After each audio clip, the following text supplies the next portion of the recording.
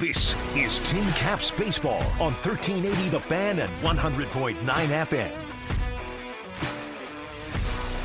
Welcome back, everybody, to Parkview Field and the continuation of Tin Caps on Deck. Tin Caps pregame show brought to you, as always, by Hoopy Insurance Services. I'm Mike Maas. Fort Wayne back home tonight after a successful but not totally completed road trip up to Midland, Michigan last week, where they took 4 out of 5 from the Great Lakes Loons, and they're one full inning away from making it 5 out of 6, but Mother Nature threw a temper tantrum. And this being Tuesday, we get to spend some time with manager Jonathan Mathews. And first question, a quick thought on the trip last week to Midland, because the team played well. They did. Going up there to, it's the Dodgers, and their farm system's in very good shape, as is their big league club. So to go up there and take 4 out of 5, I was very happy with that. And yes, the guys played very well. Alex McCoy had a nice week, was the Midwest League Player of the Week. So everybody chipped in, everybody did their part. But yeah, it was a very successful trip on my end. 4 out of 5 last week at Midland.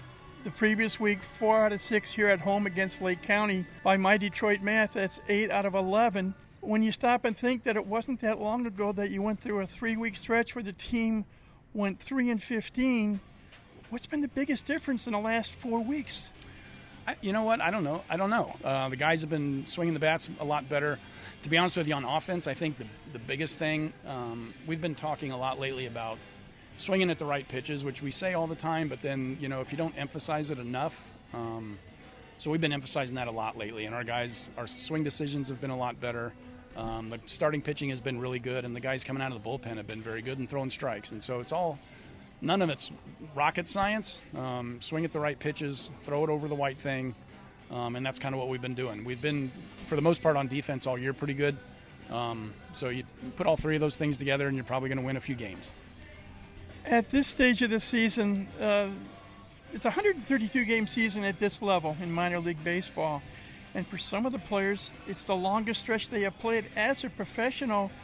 When you get a chance to look back, think, and observe, what's been the biggest challenge for these guys that may be running into a little bit of a situation where they're out of gas here, still with a little bit of time left in the season? Yeah, this is the most games a lot of these kids have played before. They went through kind of the dog days, the hot, in July, how it was hot here and humid, and we had the smoke and all the things. And so I try to keep my finger on the pulse of, who needs a day here, who needs a day there. But yeah, it's not like any other sport in that, you have a tough night tonight and you got to go back out and do it again tomorrow. So our guys have handled it very well. But I've tried to space out some of the off days as August wears on. We'll try to kind of space out some off days for guys a little bit more. But I think for the most part they've handled it very well. We're chatting with Tin Cap manager Jonathan Mathews here on Tin Caps on Deck. I had a listener that actually sent me an email over the weekend. We mentioned at the start not a complete series at Midland because the Sunday game was suspended because of some rain. And you had 2 different times, Saturday and Sunday, where play was stopped because of inclement weather. When you have to stop and get off the field and go back into the clubhouse, this particular listener wants to know, A, what do the players and the coaches do during the delay? And B, how does that stoppage affect the way you manage your club in the game? So what they do when they go in, they usually maybe grab a bite of a snack or something and then sit around and play cards and play checkers or chess. A lot of our guys on this team, for some reason, we must have some smart guys. They like to play chess. But just kind of killing time until we get the go-ahead. And as far as managing the game, basically the only thing that affects is the pitching. So if we have a pitcher out there and he's thrown a couple of innings and then has to sit down for 35 or 40 minutes, we're probably going to have to go another direction.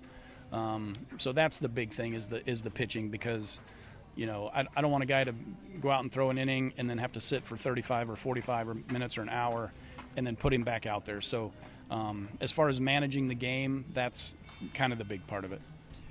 Speaking of pitching, and you mentioned the fact that the pitching has gotten better recently by winning 8 out of 11. Yesterday was the Major League trade deadline. I know it was an off day for the players and you and your staff, but how in tune were you to what was happening with all the 30 big league teams and as to what they may or may not do? Yeah, I'm not a big social media guy, and as a matter of fact, I don't have any of it. So I wasn't getting all the Twitter updates or any of that, but I did have to have my phone with me all day yesterday, which it turned out with good reason. And so we made a couple of moves. We traded a couple of guys off of this team, actually. So my phone rang a couple of times, and I had to make some phone calls to a couple of our players and let them know that they'd been traded. So as far as me paying attention to everybody else, I didn't really much. But I did pay attention to us, and I had my phone handy. Well, for the benefit of our listeners, the two pitchers that you were referencing to, Miguel Mendez, who was here on rehab assignments, who actually did pitch on Sunday, and then Cash Mayfield, the creme de la creme, as a lot of people around baseball think, the number 2 prospect in the Padre organization, late yesterday being involved in a trade with the Tigers. And it's ironic because Cash goes from San Diego to Detroit, and here we are, Padre affiliate hosting West Michigan, Tiger affiliate this week. And I know it's got to be strange for Cash, and I'll bet it's got to be strange for you and maybe the team as well. He's not in his first base dugout. He's across the way in the third base dugout this week. Quick thought on that? Yeah, it was a tough phone call for me to make because he's been such a pro, and he's obviously been very good for us here in Fort Wayne. But, you know, he was a very coveted piece in that trade. It allowed our big league team to get Casey Mize to hopefully help get us to the playoffs in the big leagues. But yeah, so Cash came in today and packed up his stuff in one clubhouse and took it down the hallway to the other one. And, you know, he was stretching in left field today instead of stretching in right field. So he came in, he was fine. I think he really enjoyed being a Padre. But hopefully for the, you know, maybe even for his career, this might be a good thing. Maybe it expedites his trip to the big leagues. And so I hated to lose him and Miguel. But happy for those guys in that, you know, maybe this is a quicker journey to the big leagues. Final question. You're one game out of first starting play this week, and you're taking on West Michigan, the defending league champs who are virtually tied with you. You're trying to stay ahead of West Michigan. You're trying to run down Great Lakes. How important are each of these 6 games this week against a team that you are fighting tooth and nail for a playoff spot? Very. I mean, that's the short answer. Very important. Every single one of them starting tonight. And I don't have any doubt that our guys are motivated. They're going to go out and play hard as they have all year, basically. But yeah, they're all important this time of year. And yeah, we've put ourselves in a position to kind of play some meaningful games here for the rest of the stretch. And so I think the guys are excited about that.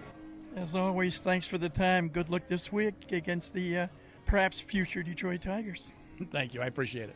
Manager Jonathan Mathews, our guest. Starting lineups and more to come after this timeout on the Tin Caps Radio Network. Podcasts by Federated Media.